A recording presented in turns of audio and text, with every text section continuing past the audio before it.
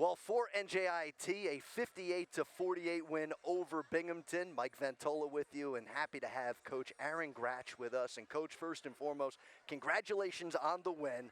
Obviously a very hard-fought battle, but still able to pull it out here against the Bearcats. 5 wins in America East Conference play. How was it taking it all in from the bench here this afternoon? It was an awesome atmosphere today. And like you said, hard work, and I'd say just a grinded out win. I mean, especially when it was 40-40 with about, I think, 4 or 5 minutes to go. And we end the game with an 18-8 run to close it out 58-48. I think it was just an awesome game for the way we responded and the way we closed that game out. Let's start with Lyzi. Of course, she, without question, led this team in the second half especially. 22 points, 10 rebounds, another double-double. That 22, of course, a career high for Lyzi. And, you know, especially after not playing much during Albany, COVID protocols going into the Vermont game, and able to really take the game over in the second half. You know, what do you think led to her performance and how she was able to get it all done here today? I mean, that's just the type of person she is. She's such a hard worker. She has an awesome work ethic. She does whatever it takes to be able to get it done. And you could saw today, I mean, just with that double-double, knocking down with 22 points, 10 rebounds, and just the plays that she made down the stretch were huge. And the way she was just being so aggressive to attack the rim to be able to put us in good positions, I mean, it was awesome just to see that way that she led the way after coming back after a short week for her and trying to get back to be able to play like she was before. But it was an awesome experience for her. You know, not only in talking with her, but there are days, of course, you know, where sometimes your stars may not live up to where they're capable, and sometimes other players have to step up. You know, for Kenna and Ellen, still able to hit some shots, but you were able to see some of your role players really step up today in Kiana and, of course, Aria. What did you see from those two coming off the bench, especially in some pivotal moments, and also really being supporting members to Lyzi's performance here today? Yeah, Kiana was key, especially with her activity on the boards and being able to defend number 10, Berna. She did a great job to be able to do that. Aria coming in and you know, taking the challenge to be able to guard Bowman, who is a fantastic player, and she was able to do a good job on her and also be able to knock down some big shots as well. So both of them coming in, this the activity, aggressiveness, and the way they were able to create some extra possessions for us were very, very needed, and especially the way that they handled themselves was awesome.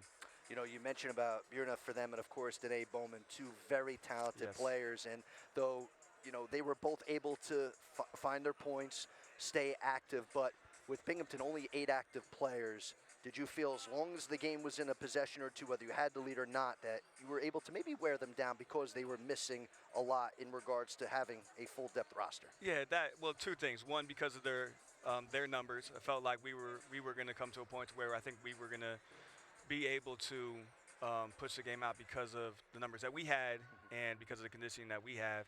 And we've just been in those experiences before, being a close game down the stretch and had the experience of being able to make plays. We've had the experience being on the other end, and I think that was huge. Again, like I said, it was 40-40 with about 4 minutes to go, maybe 5 minutes to go, but 18-8 run to end the game, hitting big free throws, making the right plays, right decisions around the stretch. And I think came from the experience of us being in that situation before, where I think maybe we had a little bit more experience in those situations than they did. You know, in preparation now, of course, into Wednesday's game against UMBC, I know the turnovers were once again, they were a little higher than I'm sure you would like to have seen, but I know when talking with Coach Mike Lane, it's an area that you guys constantly work on. Outside of that as well, too, what else do you like to see your team work on in preparations for Wednesday's game?